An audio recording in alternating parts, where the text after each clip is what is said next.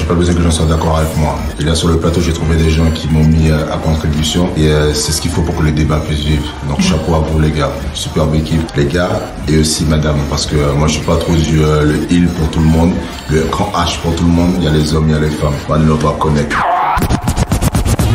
Les événements et ceux qui les créent sont sur Street Diamond. Told her bent over, hit that shit doggy. Called her a cab, then I told that bitch to call me. Danny Brown, bitch. Tell me what you need. I got some Adderall and fire ass weed, and they try to tell me. Yo yo yo yo yo yo yo yo yo. L'émission s'appelle Street Diamond et Cool. Comme tous les samedis, c'est de 19h à 22h sur Radio RGB. Il est 21h, c'est la bonne heure. L'heure de la rubrique S'express Yourself. L'heure de la rubrique on va s'exprimer. Et aujourd'hui, on a tout à fait une spéciale. Et pour les gens qui nous suivent en direct, bien sûr, comme d'hab, je vais présenter la team qui est dans le building. À ma gauche, what's up, Kelly? Ça va mieux. Qu'est-ce qui va? J'avais une de ces douleurs de dents toute la semaine. Et là, c'est bon, j'ai plus ma joue de castor. Ça va mieux. Franchement, c'est passé. Ah, c'est cool. C'est important, les dents. Hein. Ouais. Ça te met... Ça te réveille, ouais. Si tu les oublies, elles pensent à toi. Ça. En tout cas, comme dirait Sharon qui est sur ta gauche. What's up, Sharon? Ça va bien.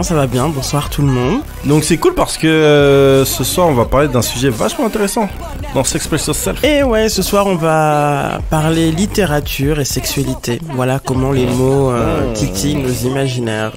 Et il y a pas mal de bouquins à gauche, à droite dans le building, donc je sens qu'il va y avoir des trucs super sympas.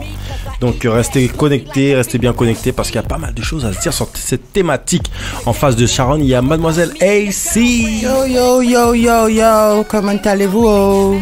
On va bien, et toi, Ça va swinguer, fait aller, au plus haut, toujours. Toujours plus haut. Mademoiselle AC, t'as fait quoi comme move la semaine dernière, cette semaine? Durant ces 2 semaines, je sais que t'étais au concert de Sylviane Pierron. Ah, c'était pas un concert, figure-toi, c'était un anniversaire. Elle fêtait je peux plus dire combien d'années de carrière, elle fait pas les mêmes calculs que moi. Moi, je compte que ça fait 30 ans de carrière si je me base sur la sortie du premier album qui date de 1989.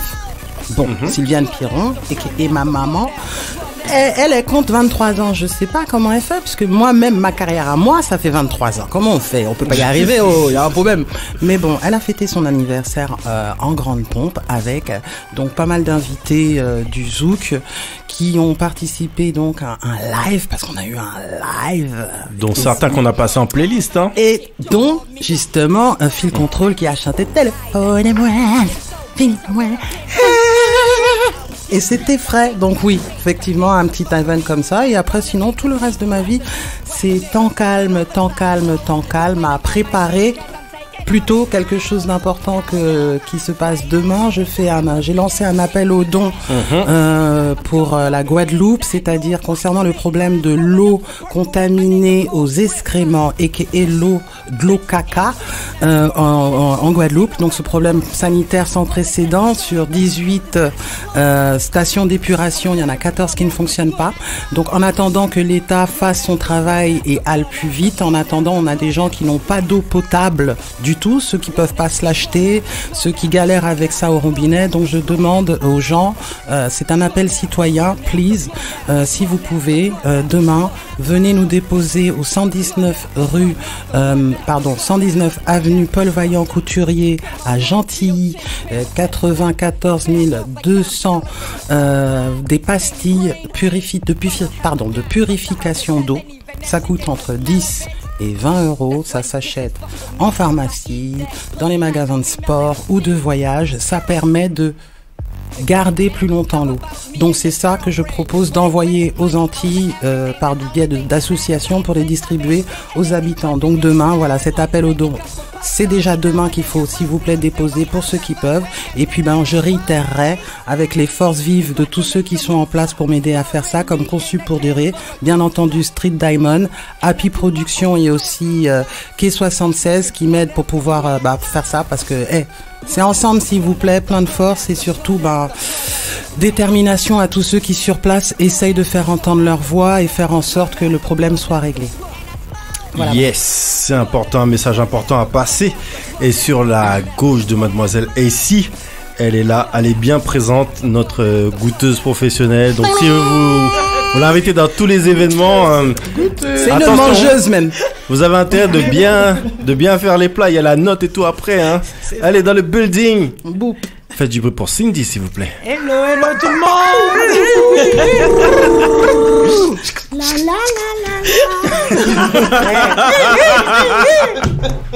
What's up, Tout ça, Cindy? Ben ça va et vous? C'est toi. Qu'est-ce qui s'est passé durant ces 2 semaines? T'as encore mangé quelque chose quelque part? Non, je réfléchis. Non. J'ai mangé de raclette hier soir. Ah bon, ça va. C'est pas un truc de ouf. Mais bon, voilà. C'est pas un truc de ouf. Ça raconte là de parler de raclette au moment où les gens ils veulent manger des raclettes. C'est un truc de ouf pour ceux qui aiment la raclette. Mais si, oh là là. Donc, en plus, j'en ai profité parce que dans ma ville, en ce moment, il y a une ferme géante. Donc, j'ai acheté mon petit fromage et le vrai fromage et tout. Donc, c'était sympathique. Ça avait bon goût. Mais non, en ce moment, je bosse pas mal sur les événements à venir. Donc, voilà. Ok, donc des trucs sympas à venir. Les secrets. Secret, non, pas spécialement. Hein. Tout le monde sait pour le Sagas Dome, là, la 5e édition qui arrive prochainement fin janvier, 31 janvier ou 2 février à Porte de Versailles. Et puis aussi un prochain événement, la foire internationale afro-caribéenne d'Île-de-France à Nanterre. Cool. Voilà. Kelly. Je voulais faire juste un petit big up à Florence Napri pour Dans la peau de Mano. J'ai pu assister à la représentation il y a 2 semaines. Il y avait salle comble et franchement elle s'est vraiment démenée comme jamais et c'était super intéressant à voir, donc j'invite vraiment tout le monde pour les prochaines dates parce qu'il y aura des prochaines dates et surtout aux Antilles en plus. Bien booker ça parce que c'est vraiment à ne pas rater. Encore bravo à Florence. Un big up à Florence Napri qui fait le taf. Voilà, même à Paname, hein, elle fait un succès phénoménal. Non, franchement, c'était bien, vraiment bien. Il est dans le building, notre ingé son Deluxe. What's up? Ça va quoi? Ça va et toi? Bah moi j'aime pas la raclette, hein, j'aime pas le fromage. C'est juste ça que j'ai à dire. Tu proposes autre chose ou? Dombré et pois rouge et vert. Ok, d'accord. Une petite queue, voilà. Ça va. Alors, Cette expression n'a pas encore commencé. En contexte. Cette expression n'a pas encore commencé. Je vous rappelle que vous êtes bien sur Street Daemon 19h, 22h sur Radio RGB et que Laurent parlait de queue de cochon. Voilà, c'est important Merci pour de la préciser. Voilà. Et on sait qu'il y a plein de cochons qui... Voilà, bref. Donc, je tiens aussi à préciser qu'il y a le brunch solidaire Outre-mer, donc le dimanche 1er décembre 2019. Donc les fonds seront récoltés au profit d'un voyage scolaire à Marie-Galante. Donc des élèves de SECPA du collège Gustave Courbet de Pierrefitte-sur-Seine pourront découvrir Marie-Galante et je trouve que c'est vachement sympa, n'est-ce pas? Donc c'est l'association Nouveau Île qui font ça. Donc vous allez sur nouveauîle.com et vous pourrez aider tout simplement en participant au brunch solidaire Outre-mer. Sinon, vous pouvez appeler le 07 82 39 60 64 07 82 39 60 64 et c'est là où ça va se passer, hein, tout simplement. Vous pourrez avoir toutes les informations. Il y aura pas mal de choses, des animations, stand de Noël, poupées, livres créoles, épicerie fine, blablabli, blablabla. Tout ça pour se mettre bien et c'est pas cher et c'est une bonne action pour les jeunes de Pierrefitte-sur-Seine. Je pense qu'il y en a certains peut-être qui connaissent pas forcément les Antilles, encore moins Marie-Galante. Donc du coup, ça leur permettra de connaître un petit peu plus les Antilles, tout simplement. Miam miam. Voilà, donc dans notre rubrique S'Express Yourself, on avait envie de parler, du moins Sharon et Cindy, n'est-ce pas? Oui. Nous ont conviés à ce sujet, vachement sympa, vachement intéressant. Parce que notamment vous êtes parti récemment au salon du livre érotique. Du salon érotique du livre. De littérature. Ouais, de littérature érotique, voilà. Littérature érotique. Voilà. Bah, franchement, on avait un peu envie de shipper. C'est ça. Donc, Oh, je peux le faire. En plus, on nous regardait de haut en bas. C'est Non. ça. Ouais. Comme si on n'était pas à notre place. Un bain. Oh, c'était un truc très typé. On était un peu typé. Ou c'était Ou c'était eux qui étaient ou typés. c'était eux qui étaient typés. Ou stéréotypés. Oh. Ouais, il y avait un peu de tout ça. D'accord.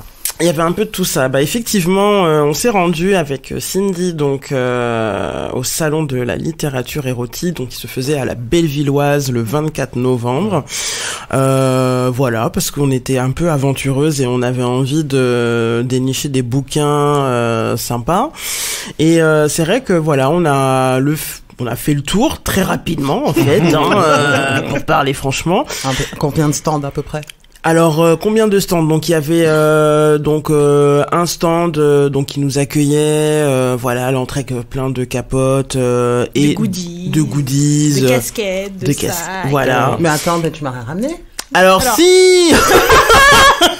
Bon, d'accord, j'attends. Oui.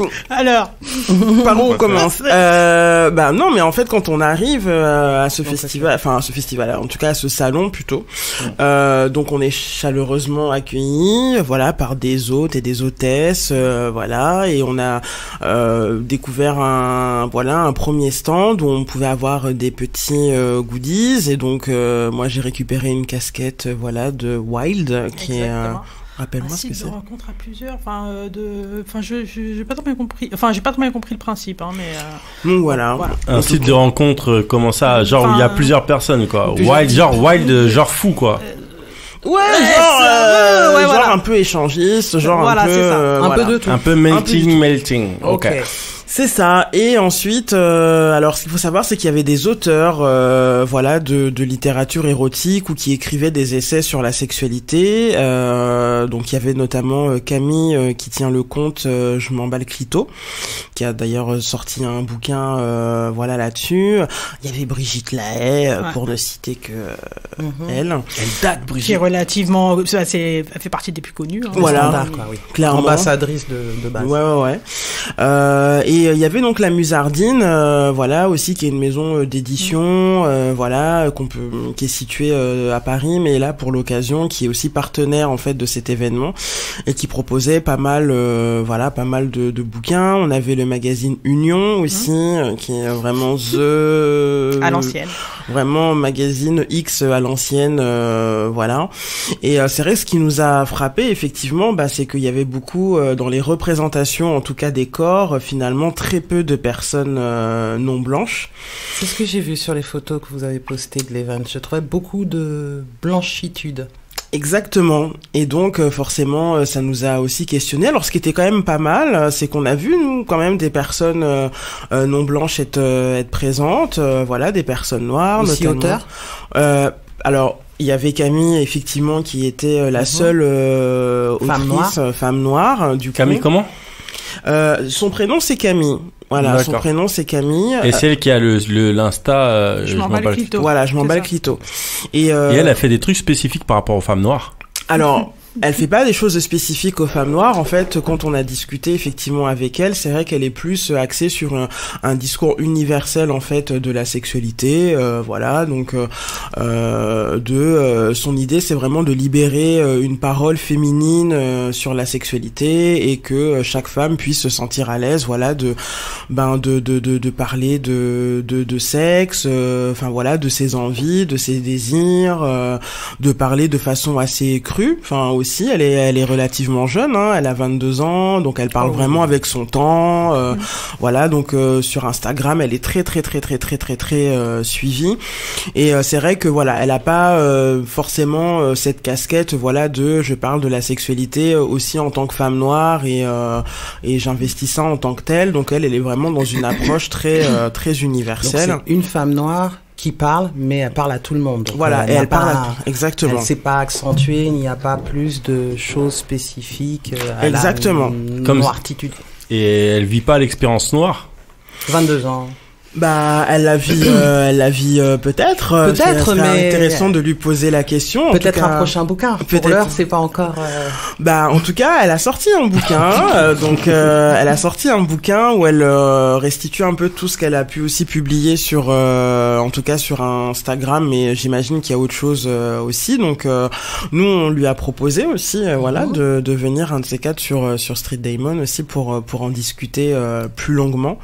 Mais c'est vrai que voilà. Elle a vraiment marqué le fait qu'elle était voilà très dans une approche vraiment universelle, voilà, très large de la sexualité et tout, au féminin quand même. Mais c'est marrant parce qu'après on se dit est-ce que ce genre de personnes, par exemple, de venir sur une émission comme Street Daemon où on passe plein de types de musique afro et autres, et où les afro-caribéens et d'autres, hein, parce qu'il n'y a pas que ça dans l'audience, sont mis à l'honneur. Voilà, mis à l'honneur. Est-ce qu'en fin de compte, elle serait raccord pour venir chez nous, tu vois? Parce que du coup, nous, on n'est pas forcément... peut-être qu'elle... Même, normalement, pour moi, une personne qui est universelle, elle estime qu'elle peut aller partout. Si à ce moment-là tu estimes que tu es vraiment universel, tu peux venir sur Street Diamond. C'est ce qui est arrivé avec Olivier G, qui parlait des migrants, qui est blanc et qui est venu sur Street Diamond dans le plus grand des calmes. Et tu vois, avec une personne comme ça, on sent que peut-être elle aurait du mal à venir sur Street Diamond parce que comme elle est dans un universel qui serait un universel blanc, elle peut pas correspondre à l'universel noir. Là, pour le coup, je comprends ce que tu dis et c'est pour ça. 22 ans, elle a que 22 ans. Elle ne se rend peut-être pas encore compte du fait que qu'elle le veuille ou non, tout ce qu'elle dit, elle restera une femme noire qui parle en tant que qui elle est. Donc en fait, c'est aussi le temps qu'elle-même, elle avance et qu'elle se, tu vois, donc du coup, le temps qu'elle comprenne ça aussi, parce que nous tous, nous sommes de qui nous sommes, mais quand nous parlons en général pour tout le monde. Nous sommes des humains qui parlons aux humains. Du coup, on va pas se prendre la tête à vérifier si on va le dire à côté de quelqu'un qui serait noir ou non noir, en fait, puisque c'est universel ce qu'on dit en général. Mais exactement. Il faut qu'elle prenne ce temps et on espère que son prochain bouquin, du coup, sera peut-être un chouïa plus mature de ce fait, puisqu'il faut qu'elle mûrisse aussi ce qu'elle vit, ce qu'elle est, comment elle le dit, donc 3 petits points la suite, quoi. Et justement, est-ce que dans ce salon, dont tu nous parles si bien, Sharon, est-ce que dans ce salon, il y avait du coup des femmes noires? À part vous deux, vous en avez croisé quelques-unes 3. dans les allées? Dans le public. 3. Ok. 3. Ok. J'en ai vu 3. Ouais. Peut-être aussi parce que la programmation ne correspondait pas et que... Puis même la curiosité, vous étiez 5 au total à être curieuse. En même temps, on y a été, on a vite fait le tour, on n'a pas forcément trouvé des choses qui nous ont... Enfin, je sais pas comme... Enfin, alors après, est-ce que la com était suffisamment bien... Enfin, après, il faut voir comment les gens... comment l'événement a été promu, il y a pas mal de choses. Après, on est tombé dessus. Ça durait on y combien a de été, jours? mais c'était sur une seule journée. C'était sur une seule journée. Et une après-midi. Ouais. Voilà, vraiment une après-midi. On a... effectivement, il y avait quelques personnes effectivement noires et je pense que la présence de Camille aussi avait aussi sollicité, fait un impact. A eu un impact et ça, je pense que c'est important aussi de le souligner, c'est que quelle que soit son approche, y a des personnes qui sont quand même venues la voir, aussi parce que c'était une femme noire et que elle a un discours, qui est aussi singulier et du coup ça a plu. Mais c'est vrai qu'il y avait très peu de personnes noires. Alors après, la question qu'on se posait aussi, c'était idéalement quel genre de salon on aimerait, parce que ou qu'est-ce qui fait qu'on n'est pas totalement à l'aise dans ce genre d'espace. Et ça, c'est vrai que c'est des vraies questions à se poser aussi. Du coup, vous êtes resté combien de temps dans ce salon? Alors nous, on est resté quasiment 2 heures, ce qui était quand même assez long parce qu'il n'y avait pas énormément de choses. Vous avez épluché, quoi. On a épluché, on a regardé chaque bouquin. Et on a posé des questions aux auteurs et aux autrices aussi. Donc voilà, on a vraiment fait le tour, pris le temps, et c'est vrai que on est un peu resté sur notre faim. Et parce que voilà, il y avait vraiment ce sentiment que l'événement n'était pas aussi inclusif. Alors après, moi je sais que j'ai Sandra, une pote qui est restée qui est venue après notre départ et qui a dit qu'il y avait un show, tout ça. Mais du coup, ce qui paraît, et son retour était assez intéressant, c'était que voilà, il y avait quand même une approche très occidentale en fait de la manière de se représenter la sexualité, et que pour avoir échangé avec elle, elle expliquait aussi qu'il y avait toute une littérature, par exemple arabe, qu'elle avait pu aussi investir de façon personnelle ou même indienne. Enfin voilà, donc et du coup, c'est vrai que c'est pas des choses qu'on retrouvait dans ce salon. Et Kama Sutra quand même, c'est la base. Non, mais il y en avait pas. Il y en avait moi, j'en ai pas vu. Mais excuse-moi de te couper, Sharon. Excusez-moi de vous couper, les filles. tu as parlé de littérature maghrébine ou arabe. Est-ce que vous avez croisé des Maghrébins, des Asiatiques? Ouais. Alors asiatique, asiatique, je pense pas. Mais moi, j'avais une amie infirmière en psychiatrie. Qui était là, voilà, Safia, qui est super et qui a fait en fait, qui est en sexologie, voilà, et qui mène un travail de recherche justement sur la sexualité et l'islam. Ah, ça c'est super. Et donc un super travail de recherche et du coup qui, voilà, elle aussi, du coup, voilà, c'était un peu essayer aussi de comprendre un petit peu ce genre d'événement et effectivement ce qu'on se disait aussi toutes les trois, c'est que c'était intéressant comment on pouvait être l'objet de fantasmes des fois justement de beaucoup de personnes et il suffit de voir les résultats de sites pornographiques pour savoir que bon bah voilà, la petite beurette de voilà, le mythe de la beurette, enfin voilà, et du coup, et en même temps, bah, de voir un espace qui est pas si inclusif que ça, qui est pas si ouvert que ça, on sentait que c'était un public quand même assez oui, initié, enfin voilà, et que du coup il y avait pas de place pour d'autres profils sociaux, pour d'autres, enfin voilà, pour d'autres profils de personnes, voilà, donc ça interroge aussi. Et en même temps, la question c'est est-ce qu'on est obligé d'aller là-bas finalement pour avoir aussi accès à de la littérature érotique? Est-ce que nos références sont peut-être ailleurs? Donc ça pose aussi d'autres questions. En même temps, le salon, ça fait combien de temps c'est la première fois? C'est aussi ça, peut-être qu'ils sont en train de, au fur et à mesure. C'est vrai que c'est pas la première édition, on fait pas les choses, c'est pas complet en général. Je sais pas si c'est la première édition, mais c'est vrai que moi je kiffe Brigitte Lahaie. À la base, j'écoutais plein d'émissions d'elle. Mais finalement, tu vois, avec le recul et toutes ces émissions que j'ai écoutées, eh ben, moi, je kiffe, j'ai kiffé plein de choses, comment elle prenait certaines choses, en fait. C'est plus dans la dynamique de certaines choses, comment elle les prenait. Mais finalement, il y a aussi un côté, sexualité bobo, tu sais. Un côté sexualité bobo, et finalement, comme tu l'as si bien dit, peut-être aussi sa force à Brigitte Lahaie, c'est les invités qu'elle avait, parce que, effectivement, des fois, elle avait des femmes maghrébines ou des hommes maghrébins. Pas tant de noir que ça, mais en fait c'est ça aussi qui était intéressant. Mais finalement après, je sais pas, il y a un petit côté, c'est bourgeois, bohème, initié, sexe, initié comme tu dis, et effectivement ça renferme un peu l'event. Ouais, et puis après, enfin voilà, après, faut pas oublier, c'est aussi des espaces où, voilà, il y a aussi toute une culture, peut-être aussi de l'échangisme, enfin voilà, de plein d'univers aussi, et dans lesquels, je sais pas dans quelle mesure aussi des personnes non blanches justement y accèdent ou et puis venir dans ce genre d'événement, c'est aussi être visible, c'est aussi assumer. D'être là. Moi j'ai discuté avec une jeune femme noire qui, elle m'avait dit que voilà, elle était elle était très friande d'érotisme, elle était curieuse, elle avait envie de voir voilà ce que ça donnait, tout ça. Et mais voilà, c'est pas un acte anodin aussi de venir dans ce genre d'espace et d'assumer aussi son goût pour l'érotisme. Parce qu'après déjà, je sais pas, après j'ai rarement.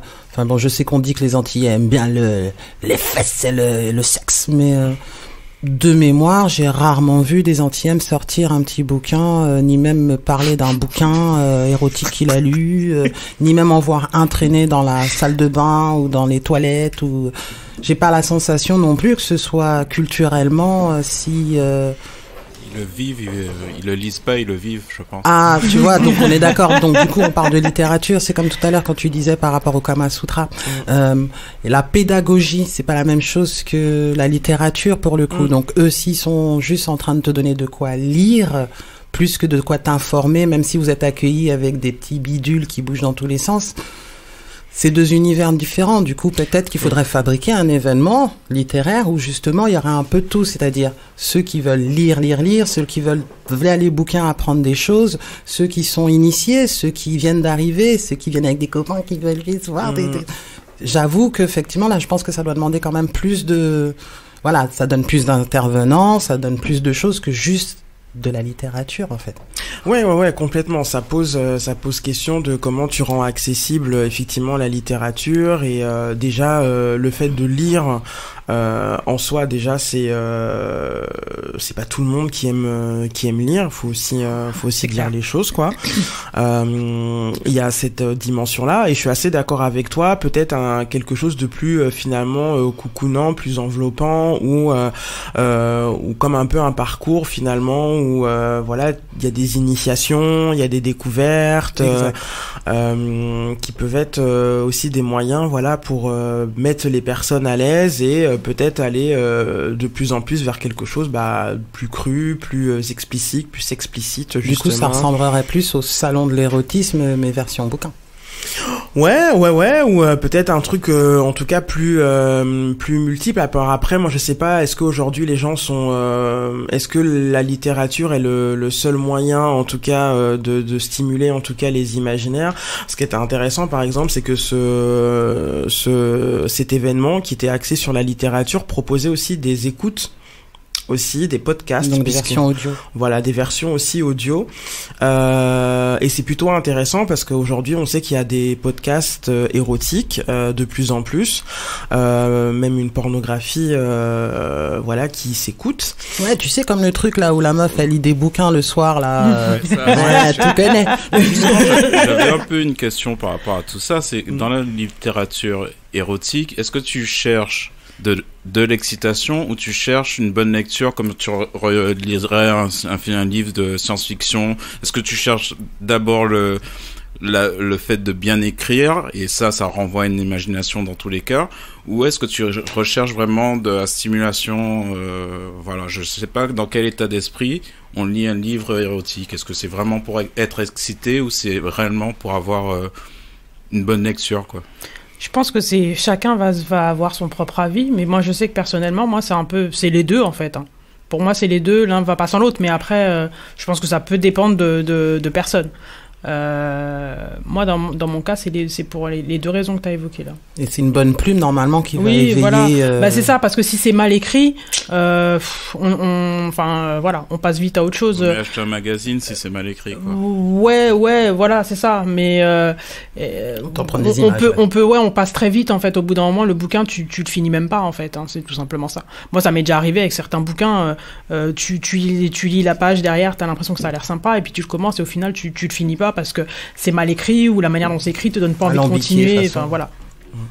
Après sur le salon, il y avait plusieurs types aussi de livres. Alors quand on dit littérature érotique, en fait quand tu regardais de plus près, il y avait je sais que Brigitte Lahaie était plus sur un ouvrage où elle revenait un petit peu sur son parcours. T'avais une journaliste de Slate qui animait déjà une chronique sur le site où elle recevait des messages, des témoignages de lecteurs et de lectrices par rapport à la sexualité. Enfin, tu te rends compte que derrière la notion de littérature, tu avais plusieurs formes en fait. C'était pas tous des livres qui avaient une visée forcément, on va dire d'émoustiller ton imaginaire. Il y en avait, par exemple, le livre de cette journaliste était plutôt informatif, était une façon aussi peut-être de pour elle limite d'un travail sociologique aussi, de comprendre aussi la sexualité par des témoignages, de voir aussi comment une personne, elle l'expliquait très bien, comment une personne noire homosexuelle pouvait vivre sa sexualité par rapport à même pas par rapport, mais d'avoir à côté des témoignages d'une femme de 60 ans qui aussi a une autre façon de vivre sa sexualité, etc. Et du coup t'avais aussi des bouquins qui étaient plus qui ressemblaient plus à un essai. Donc c'est vrai qu'il y avait différentes formes de livres en fait, différents styles, et que du coup après tu vas ce vers quoi aussi t'es le plus sensible. Et puis effectivement t'avais vraiment de la littérature vraiment érotique. Il y avait des BD aussi. Ouais, des BD et puis tout ce qui est sociologie un peu pour un peu voir les je me rappelle plus les titres exacts. J'avais pris une photo, je me rappelle plus mais il y avait pas mal de petits bouquins de la Musardine d'ailleurs que je crois qui font pas mal de bouquins de sociologie pour des gens qui cherchent des conseils tout simplement. Ouais.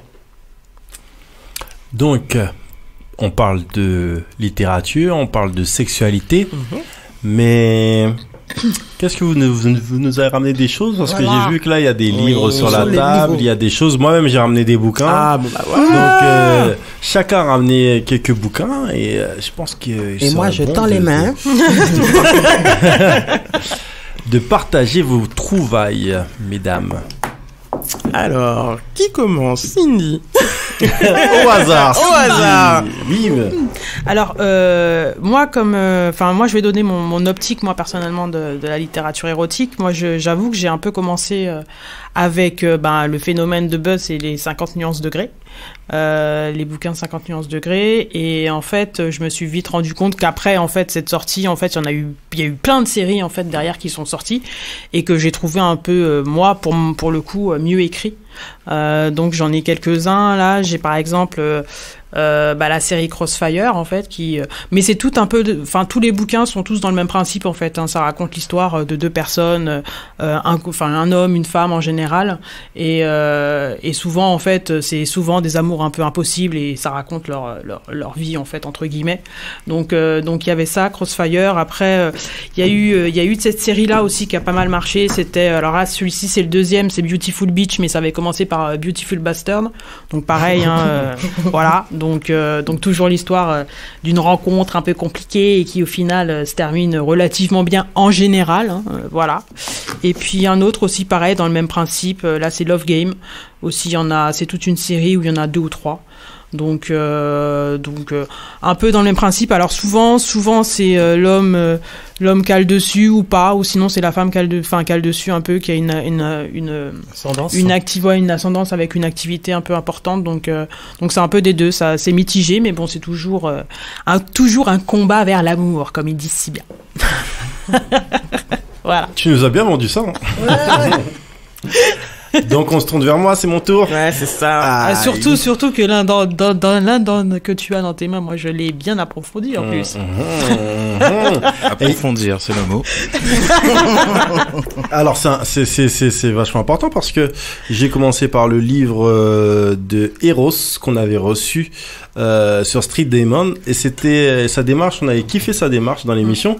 D'ailleurs t'avais pu lire, Cindy, en avant-première des passages de ce bouquin, et l'entendre lire des passages de ce bouquin, c'était juste super, parce que le principe de Eros, et d'ailleurs vous pouvez retrouver l'interview de Eros sur YouTube, il y a déjà des commentaires qui ont déjà commencé à tomber par rapport à cette interview, c'est pourquoi parler de littérature en français qu'on est francophone, et ne pas le faire dans la langue de son pays natal, d'autant plus si on a l'habitude de parler cette langue au quotidien. Donc il a pris le parti de faire un livre où bien sûr on retrouve le français, mais avec des codes venant de la Caraïbe, où la plupart des textes aussi sont quand même en créole. Il y a une bonne partie des textes en créole, et c'est se réapproprier la sexualité, mais à travers ce prisme qui est la Caraïbe, et je trouve ça super sympa. Même, tu sais, des fois on a, comme il y a ce truc aux Antilles des fois de s'exprimer en français, et que le créole a un côté vulgaire et autres, ces choses qu'on nous a mis dans la tête, et ça déconstruit, ça fait partie des livres qui peuvent déconstruire ça, et c'est là que c'est super sympa de tous ces mots qu'on a l'habitude d'entendre placer dans ce contexte, et rendre ce livre tout simplement magnifique. Donc le livre s'appelle Érostase, donc de Eros, et c'est vraiment c'est court, hein, Érostase, hein, c'est complètement court, donc voilà, je le montre sur Instagram pour les personnes qui veulent voir. Ça se lit vite fait. Ça se lit vraiment vite fait. Très très vite. Tu peux vraiment le prendre quand tu vas 45 dans le minutes métro. de trajet, Ouais, c'est ça. Voilà. C'est ça exactement. Donc je sais pas si tu veux le montrer, mademoiselle, ici t'es plus proche de la caméra, et voilà. Sinon à part ça, j'ai un autre bouquin qui s'appelle Je sais être une femme, tome 1 est là, écrit par Livia Quiro. Et donc je vais vous lire un petit peu la préface qu'il y a derrière. Il y a marqué: elle couche, elle boxe et la boit, mais s'il y a une chose qu'elle ne fait pas, c'est se laisser emporter par ce qui se passe à l'intérieur d'elle. Si elle ne regarde pas, alors ce n'est pas vrai, n'est-ce pas? Au détour d'une soirée, elle fait la rencontre de Stéphane, grand, sexy, un brin arrogant, comme elle les aime, Et qui veut pas d'elle? Pourquoi? Trop fragile, trop brisée, trop forte, trop puissante pour comprendre. Elle devra laisser tomber la carapace. Un roman enivrant et érotique qui va questionner les thèmes de la féminité, de la sexualité, mais aussi de la mort, de l'expression des émotions et du lien entre sœurs de cœur et de sang. Donc là, pour le coup, on a un livre qui n'a rien à voir avec le livre précédent. Là, c'est carrément une histoire et on suit un personnage dans ses pérégrinations. Donc c'est un livre d'Olivia Quiro qui s'appelle Je ne sais pas être une femme et c'est le tome 1 et normalement c'est parti pour être en 3 volumes. Donc voilà les bouquins que j'ai ramenés, que mademoiselle Essie vous montre. Oh, tu peux rester où t'es, mademoiselle Essie, hein. La caméra elle est braquée vers toi, tu peux le montrer directement mais depuis ta position. Voilà, il le voit bien. Donc voilà. Et toi Sharon, qu'est-ce que tu nous as ramené? Alors, moi je vous ai ramené des bouquins un peu particuliers parce qu'en fait, pour revenir un peu sur la question de la sexualité, c'est un terme qu'on emploie très souvent, mais jamais on arrive vraiment à le définir. Ce qu'il faut se dire, c'est que la sexualité, effectivement, ce qui est bien avec la littérature, c'est que du coup, les romans, tout ça sont l'occasion de stimuler les imaginaires et voilà, et ça peut être teinté, voilà, de romantisme. Mais aussi voilà des fois d'inspiration BDSM etc. Donc du coup c'est vrai que c'est vraiment une occasion pour être en connexion avec soi et effectivement de faire travailler son imaginaire, tout ça. Mais la sexualité, donc il y a cette approche voilà très imagée qu'on peut en avoir et puis il y a aussi une approche et c'est souvent mon cas dans mon travail ou via les études que je fais maintenant aussi d'en avoir une approche sociologique voire même sociale parce que voilà mine de rien se connecter à d'autres corps, avoir des relations avec des partenaires, c'est aussi le faire dans des espaces sociaux, dans des systèmes voilà, et que nos corps représentent aussi des choses dans un espace social donné, etc. Et du coup c'est comment voilà on peut se réapproprier nos corps, comment on peut avoir une meilleure connaissance voilà de nous-mêmes, etc. Donc moi je vous ai ramené quelques bouquins qui effectivement sont d'inspiration soit féministe, soit sociologique, voilà, qui ont été écrits très souvent par voilà par des collectifs de militantes ou des chercheurs et des chercheuses, etc. Le premier bouquin que je voulais vous montrer, qui était présent justement au salon de la littérature érotique, c'est Connais-toi toi-même, qui est un guide d'exploration du sexe féminin, en tout cas des personnes qui ont des vulves, voilà. Donc c'est de Clarence Edgar Rosa, voilà, qui est à ses heures perdues, donc journaliste sur les questions de féminisme et des sexualités et du genre. C'est un bouquin que moi j'aime beaucoup, en fait, puisque je l'ai acheté il y a pas très longtemps et j'étais moi justement à la recherche de bouquins où il y avait enfin des images de vulves, de clitoris, voilà. Comme un peu la pub Nana.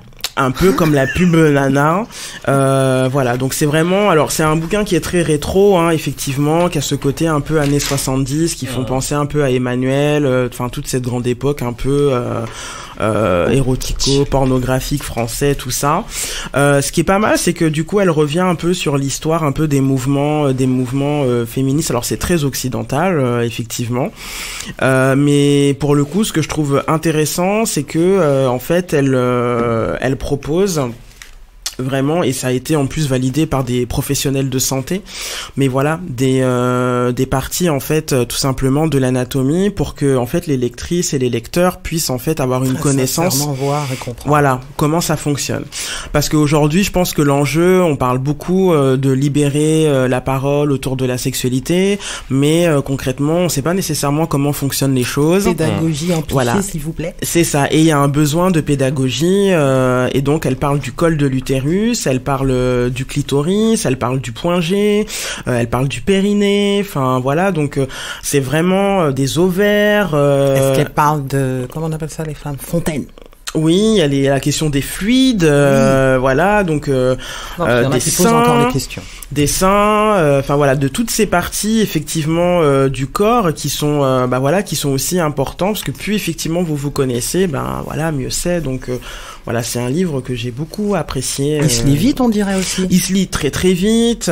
Voilà, il coûte 12 €, et c'est vrai que ça peut être un bon moyen. C'est abordé de manière scientifique ou très simplement ça parle à tout le monde. Ça parle à tout le monde. C'est très pédagogique. C'est très pédagogique. Il y a quand même quelques définitions intéressantes à savoir. Par exemple, il faut savoir que le point G, par exemple, ça a été pour la première fois identifié par un médecin allemand qui s'appelle Grafenberg. Ah, c'est son point, lui. C'est lui le G. Voilà. Mr. G. Et voilà. Monsieur G. Okay. Et en fait, on découvre que dans l'anatomie, justement, dans l'appareil, féminin, on se rend compte, en fait, qu'il y a beaucoup de termes qui font référence à des médecins, mais qui étaient des hommes. Donc, donc, merci, Grafenberg. Donc voilà, c'est pour dire effectivement. Alors après, effectivement, c'est un. De quel âge à quel âge? Alors, à mettre dans les mains à partir. Moi, je dirais que c'est un bouquin qui peut se mettre dans les mains d'une adolescente. Je pense que dès l'âge de 16 ans, en fait, voire même 15, voire 15. Dès qu'on a des réflexions sur la sexualité, je pense que milieu d'adolescence, ça peut être pas mal. Quitte après à échanger avec elle aussi là-dessus. Et jusqu'à quel âge, on sait pas, parce que maintenant avec le Viagra. Mais même avec ce bouquin, ouais, voilà, c'est ça toi-même tu dis, parce que franchement, j'ai déjà l'impression que c'est un truc à mettre déjà dans les mains de ceux qui ont 25-30 ans déjà, quoi qu'il arrive. On dirait que c'est pour eux. Ouais, vraiment, mais je pense que c'est aussi effectivement pour des personnes qui sont adultes mais qui ne savent pas plein de choses, on dirait. Qui savent pas plein de choses, et puis aussi parce que je crois que des fois avec l'expérience on a l'impression qu'on connaît plein de trucs, et en fait quand tu feuillettes le bouquin et que tu vois tous les petits numéros inscrits sur je sais pas moi, sur l'appareil génital, tu te rends compte, mais en fait je savais même pas que j'avais un méa urinaire déjà, donc tu vois, ou des trucs comme ça. Ok, tu prêteras le bouquin plus tard. Ça vient d'apprendre un mot, excusez-moi. Mais voilà, c'est pour dire que en fait, il y a des termes qu'on connaît pas, et on apprend à tout âge sur son corps, donc il y a vraiment de 15 et jusqu'à. Voilà, de 15 jusqu'à. Donc je vous le recommande, et effectivement donc c'est très sympa. Il y a des illustrations rétro, il y a des corps blancs, il y a des corps noirs. C'est plutôt bien fait.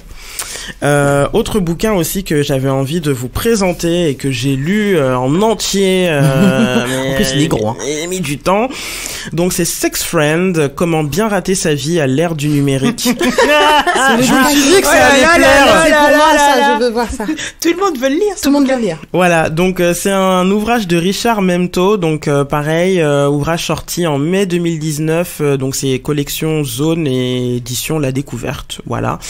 Donc Richard Memto, en fait, qui est professeur de philosophie et qui a eu de nombreuses contributions pour les Inrocks, et voilà. J'avais choisi ce bouquin parce qu'en fait, je me disais que ça pouvait être l'occasion aussi ça voulait dire quoi aussi, la sexualité à l'ère du numérique, et à une époque où on a plein de séries télé qui nous vendent le concept de sex friend. Je pense notamment à une série comme Nola Darling. Oui. Oui, Cindy, quelque chose. Voilà.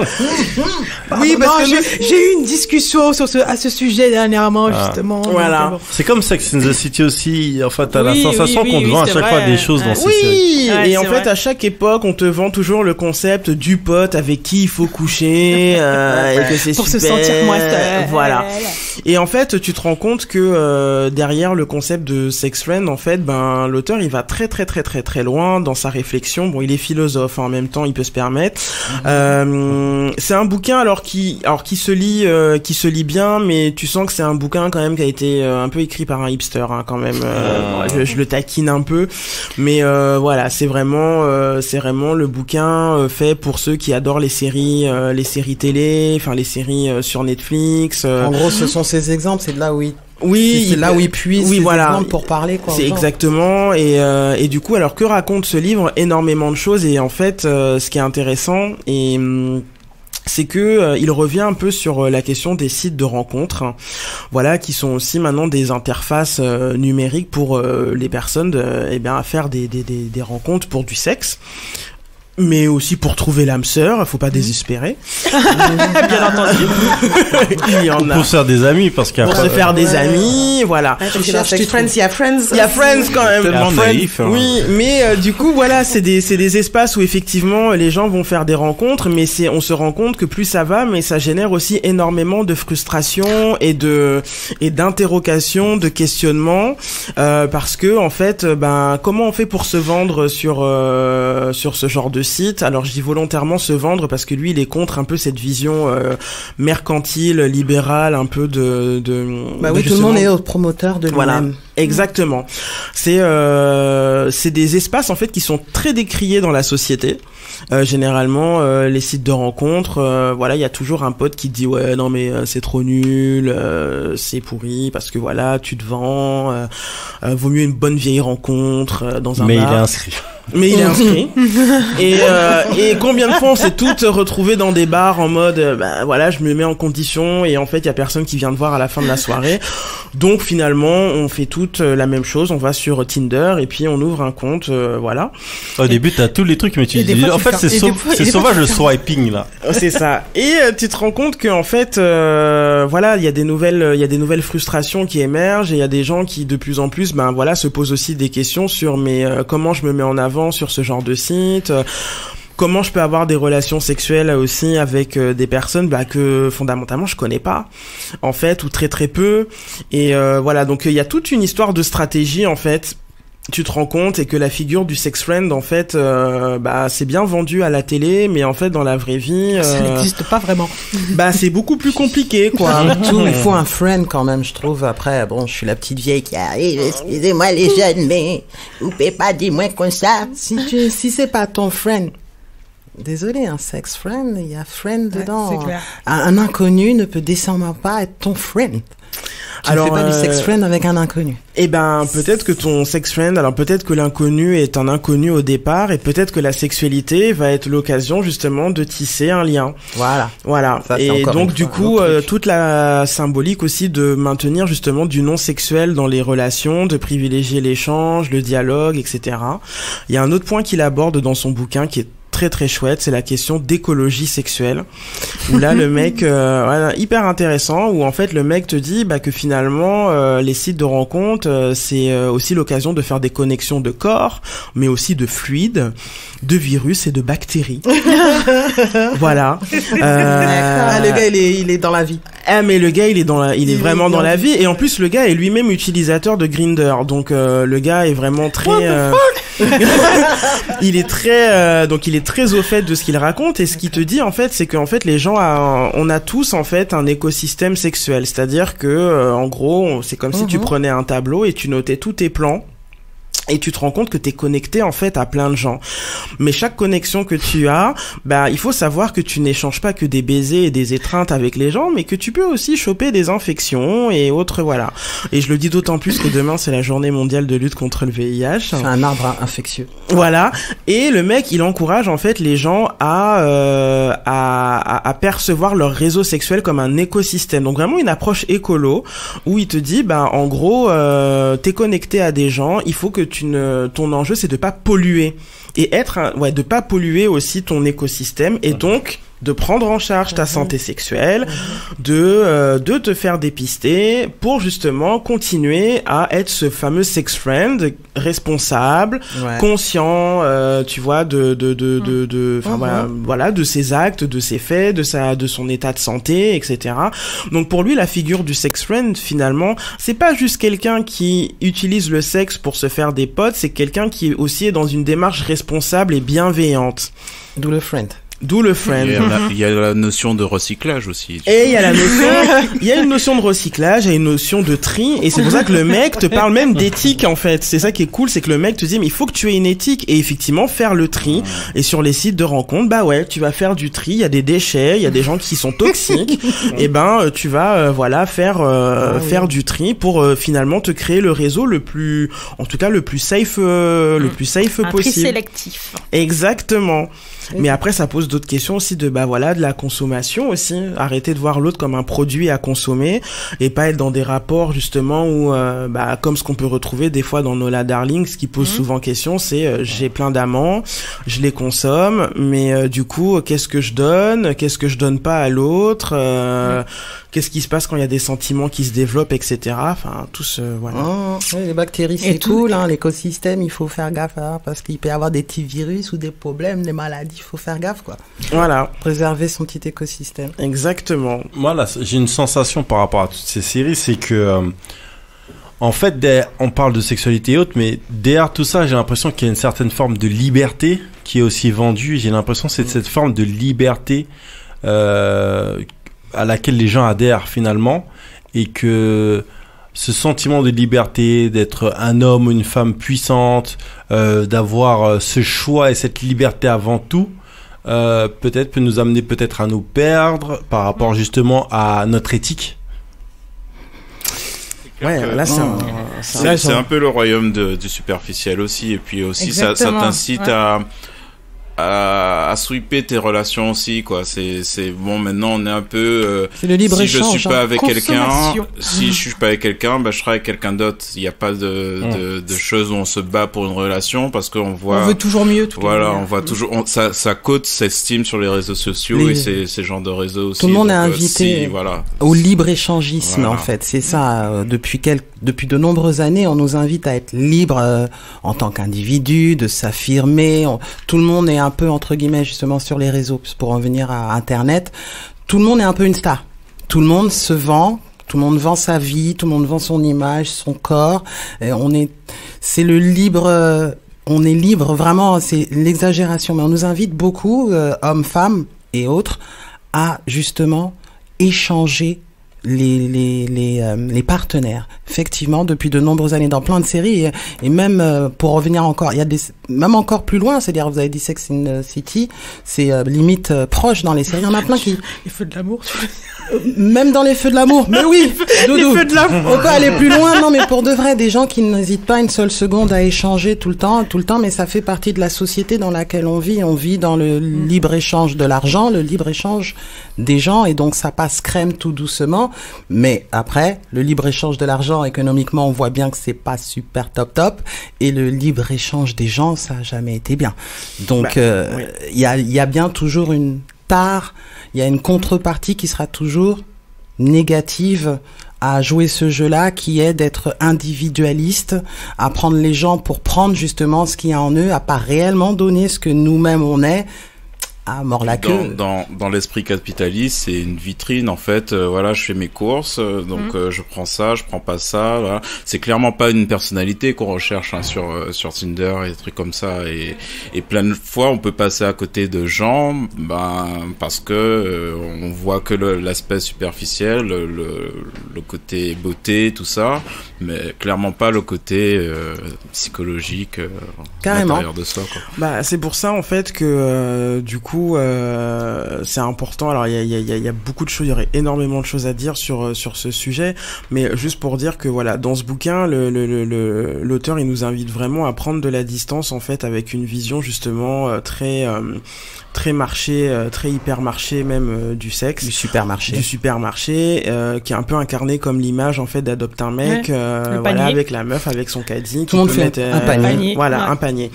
Et en fait, le mec, ce qu'il dit, c'est qu'en gros, en fait, sur les sites de rencontres, il faut pas perdre de vue que c'est pas les algorithmes, en fait, qui font les trucs, c'est la personne, en fait, qui se vend et qui met en scène des choses de sa personne.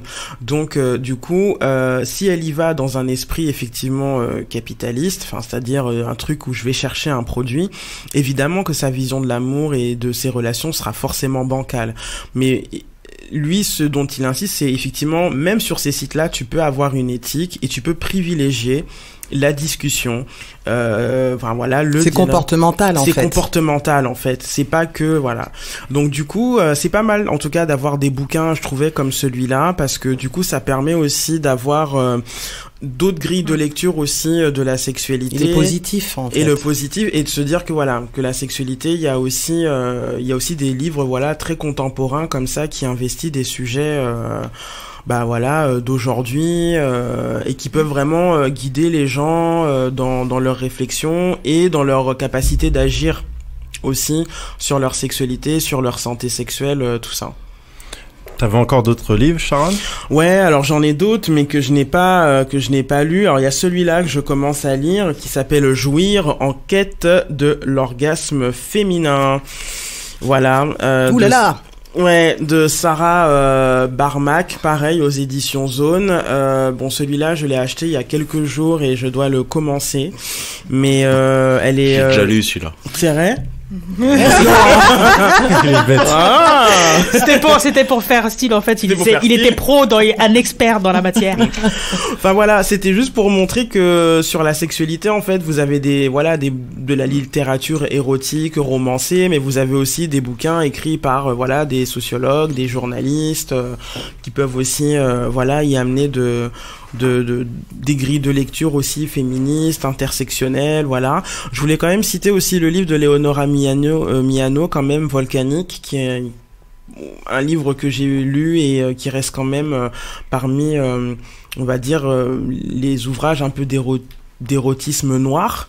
Celui-là aussi est vraiment charmé et c'est bien aussi de lire des femmes noires à la première personne parler de leur ressenti, de leur plaisir. Donc ça, je vous le recommande aussi chaudement. Voilà. Avec plaisir. Eh ben, je trouve qu'on a été pas mal, hein, n'empêche, par rapport à tout ce qu'on a indiqué, tous les bouquins. J'ai plein de trucs à lire. Donc, je pense que vous avez de quoi rattraper, n'est-ce pas? Il y a des choses super sympas que Sharon nous a indiquées. Je vous rappelle bien sûr que vous pouvez aller sur le YouTube de Street Diamond. Vous pouvez retrouver tous les S'Express Yourself, toutes les émissions. Donc, même en mode playlist. Donc, faites-vous plaisir. Vous pouvez les regarder les vidéos les unes après les autres. Et si tu voulais rajouter quelque chose? Je voulais remercier et big up Jean-Michel Rotin qui a participé à la playlist Sur l'Outre-mer de ce soir qu'on a passé en début d'émission. Big up et merci. Et puis surtout, vu qu'il compte réitérer, je vous tiendrai au courant sur la prochaine playlist spéciale JMR. Bravo. Merci Jean-Michel. Merci. Et c'est ça coupe sec, j'adore. Donc, big up à Jean-Michel Rotin, on attend la suite, hein. Il va y avoir des choses sympas, hein, paraît-il. Donc voilà, si vous kiffez, si vous êtes éclectique, je pense que ça va aller. Je trouve que c'était un très bon sujet. Je trouve aussi le fait que Cindy et Sharon, le fait qu'elles soient allées au salon, donne ce regard, parce que c'est le genre de regard qu'on n'a pas sur les salons à Paname. Je pense qu'il y a rarement ce type de review et je trouve que ce sera assez intéressant que les personnes qui font ce type de salon aussi écoutent Street Diamond ou S'Express Yourself pour qu'ils puissent aussi comprendre qu'il y a différentes personnes et populations qui peuvent être intéressées, qu'il y a un public aussi, parce que parlons money. Si on n'est pas capable de parler autre chose que l'argent et qu'on est réellement dans une société capitaliste, jouons le capitalisme jusqu'au bout, parce qu'il y a une certaine hypocrisie, je trouve, par rapport au capitalisme. Donc, si tu joues vraiment au capitalisme, tu vas chercher toutes les personnes, parce qu'il y a de l'argent, plus t'as de personnes, voilà, t'as besoin de consommateurs, donc faut aller les chercher partout. Et je pense qu'il y a vraiment un marché, il y a des choses à faire, quoi. Donc, plus l'événement sera divers avec différents types de littérature, plus ce sera sympa, je pense. Donc voilà. L'émission s'appelle Street Diamond. Je sais pas si vous voulez, je vous laisse le mot là, de la fin. Je sais pas si Sharon, tu veux ajouter quelque chose? Non, mais en fait, moi je serais trop pour qu'on se refasse des virées missions, trouver des zones un peu érotico-mystiques. On a déjà une prochaine mission, je sais déjà, on va aller chercher les sextoys qu'on n'a jamais ramenés ici. Voilà, je pense que on va aller dans notre boutique. Ouais. T'applaudis, Lo, il applaudit. On va aller dans notre boutique. Non, mais c'est chouette parce que du coup, nous, ça nous a fait plaisir aussi d'y aller ensemble et de voir un peu comment les choses se passent, mais ça serait bien, qu'on investisse d'autres lieux. Et du coup, il y a plein de sujets à venir. Oui, et puis on a plein de sujets à venir. En tout cas, sérieux. Là, pour le coup, parce que jusqu'ici on a été très gentils, mais en tout cas 2020, ceci s'adresse à tous ceux qui ont peur de s'engager. On va parler de la peur de l'engagement. Je serai pas dans l'émission. Dédicace. Mais voilà. Sur la suite du sujet, c'est pareil. Oui, on a plein de sujets à venir là pour 2020. Restez bien connectés, le meilleur est à venir. L'émission s'appelle Street Diamond, c'est tous les samedis de 19h à 22h sur Radio RGB. Sur streetdiamond.fr, le site est à jour, donc vous pouvez aller cliquer sur les artistes, il y a l'onglet S'Expression CF, il y a toutes les émissions dedans. Allez-y, allez découvrir pas mal d'artistes, pas mal de choses à voir. L'émission s'appelle Street Diamond, on vous dit à bientôt. Dans 2 semaines, on sera avec Angelique Sings. Et qui sais-je encore? Bref, restez connectés. Il y aura du monde. Diamond, comme d'habitude, comme à la maison, c'est jamais assez long. Qu'est-ce que je viens de dire là? C'est une connotation vachement sexuelle. Street Diamond, 19h, 22h sur Radio RGB avec Mac Parot et la team Street Diamond. Je demande plus de temps parce que les débats sont toujours bons.